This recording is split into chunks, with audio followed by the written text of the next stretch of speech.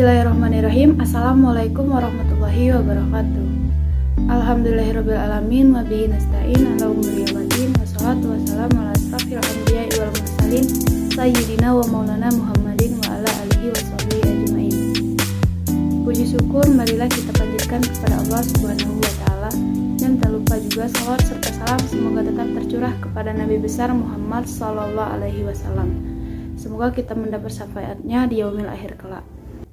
Yang saya hormati Ibu Gina Ulfa Saifur Rahman MESY sebagai dosen pengampu mata kuliah Fikih Muamalah, dan yang saya banggakan teman-teman seperjuangan satu kelas. Saya Erla Wikarayu sebagai moderator kelompok 11, dan sebelumnya saya akan memperkenalkan anggota kelompok 11 yaitu Dea Zaria sebagai presentator pertama, Dwi Marlinda sebagai presentator kedua, dan Fitria Fatmasari sebagai presentator ketiga. Adapun topik yang akan dibahas kali ini adalah mengenai ziswaf. Zakat yang merupakan salah satu dari 5 rukun Islam memiliki kedudukan tinggi. Allah Subhanahu wa taala berfirman dalam surat Al-Baqarah ayat 43 yang berbunyi, "Dirikanlah salat, bayarkanlah zakat." Jadi zakat ialah bagian tertentu dari harta yang wajib dikeluarkan oleh setiap muslim apabila telah mencapai syarat yang ditetapkan. Zakat dibagi menjadi 2 bagian. Yang pertama itu zakat fitrah, di mana zakat yang diwajibkan atas setiap jiwa, baik laki-laki maupun perempuan muslim, yang dilakukan pada bulan Ramadan hingga menjelang sholat Idul Fitri. Yang kedua, zakat mal, zakat yang dikenakan atas segala jenis harta yang secara zat maupun substansi perolehannya tidak bertentangan dengan ketentuan agama Islam. Kemudian zakat mal terdiri dari 1. Zakat emas, perak, dan logam mulia lainnya.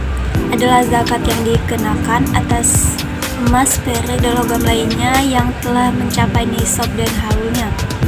Kemudian 2. Zakat atas uang dan surat berharga lainnya.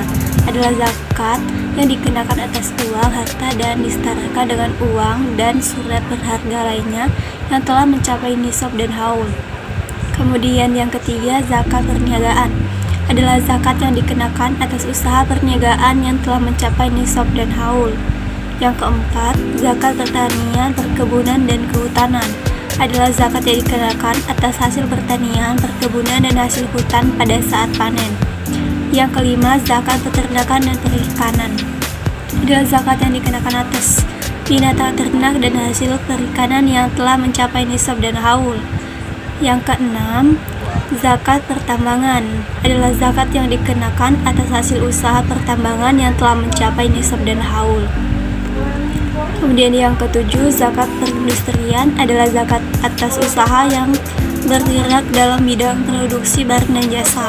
Yang kedelapan, zakat pendapatan dan jasa. Adalah yang dikeluarkan dari penghasilan yang diperoleh dari hasil profesi pada saat menerima pembayaran zakat. Ini dikenal juga sebagai zakat profesi atau zakat penghasilan. Yang kesembilan, zakat terkas. Adalah zakat yang dikenakan atas harta temuan. Kadar zakatnya 20%. Kemudian besaran zakat mal. Harta yang terkena zakat mal dapat berupa uang, emas, surat berharga, penghasilan profesi, hasil perdagangan, hasil barang tambang atau hasil laut, hasil sewa, aset, dan harta dalam bentuk lainnya. Terkait dengan besaran zakat mal yang harus dibayarkan yaitu 2,5% dari total keseluruhan harta yang disimpan selama 1 tahun. 2,5% dikali jumlah harta dalam 1 tahun atau haul. Kemudian besaran zakat fitrah. Yang harus dibayarkan dalam zakat fitrah adalah makanan pokok sebanyak 1 sa atau diperkirakan setara dengan 2,5 atau 3,5 liter untuk setiap jiwa. Syekh Yusuf Kardawi menjelaskan bahwa 1 sa dapat diganti dengan uang yang setara dengan harga makanan pokok. Mengingat harga makanan pokok dalam setiap daerah berbeda-beda, maka umat Islam dapat merujuk pada besaran zakat fitrah yang ditetapkan oleh Badan Amil Zakat Nasional atau Basnas tiap provinsi atau kabupaten. Yang Yang selanjutnya adalah 8 golongan yang berhak menerima zakat sebagai instrumen yang masuk dalam salah satu rukun Islam. Zakat tertentu saja memiliki aturan mengikat dari segi ilmu fikihnya. Salah satu di antaranya adalah kepada siapa zakat diberikan. Dalam Quran Surat At-Taubah ayat 60, Allah memberikan ketentuan yang ada 8 golongan orang yang menerima zakat, yaitu yang pertama adalah fakir, mereka yang hampir tidak memiliki apa-apa sehingga tidak mampu memenuhi kebutuhan pokok hidup. Yang kedua, miskin, mereka yang memiliki harta namun tidak cukup untuk memenuhi kebutuhan dasar kehidupan. Yang ketiga, amil, mereka yang mengumpulkan dan mendistribusikan zakat. Yang keempat, mu'alaf, mereka yang baru masuk Islam dan membutuhkan bantuan untuk menguatkan dalam tauhid dan syariah. Yang kelima, rikab, budak atau hamba sahaya yang ingin memerdekakan dirinya. Yang keenam, horimin, mereka yang berhutang untuk kebutuhan hidup dan mempertahankan jiwa dan izzahnya. Yang ketujuh adalah fisabilillah, mereka yang berjuang di jalan Allah dalam bentuk kegiatan dakwah, jihad, dan sebagainya. Yang terakhir adalah ibnus sabil, mereka yang kehabisan biaya di perjalanan dalam ketaatan kepada Allah. Yang selanjutnya adalah perbedaan wakaf, zakat, infak, dan sedekah. Pada dasarnya, wakaf, infak, zakat, dan sedekah sama-sama merupakan suatu pemberian untuk mengharapkan pahala dan ridho Allah. Adapun perbedaannya, dari sisi hukum, wakaf, infak, dan sedekah hukumnya sunnah yang jumlah, waktu, dan penerimanya tidak ditentukan atau fleksibel. Sedangkan zakat hukumnya wajib, jumlah, waktu, dan penerimaannya sudah ditentukan. Dari sisi objek, pemberian harta benda wakaf harus dijaga, dipelihara, diabadikan, dan dikelola untuk menghasilkan manfaat yang sebesar-besarnya bagi masyarakat secara berkelanjutan.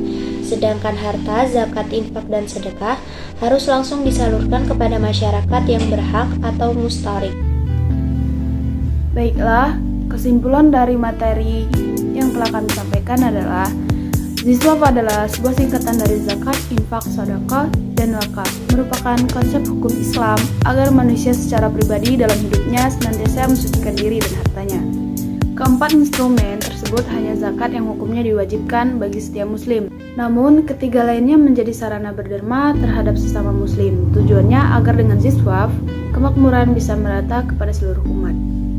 Demikian presentasi tentang ziswaf yang dapat kami sampaikan. Semoga ilmu yang disampaikan dapat diterima dan diamalkan dengan baik. Saya mohon maaf apabila terdapat kesalahan, dan kepada Allah saya memohon ampun.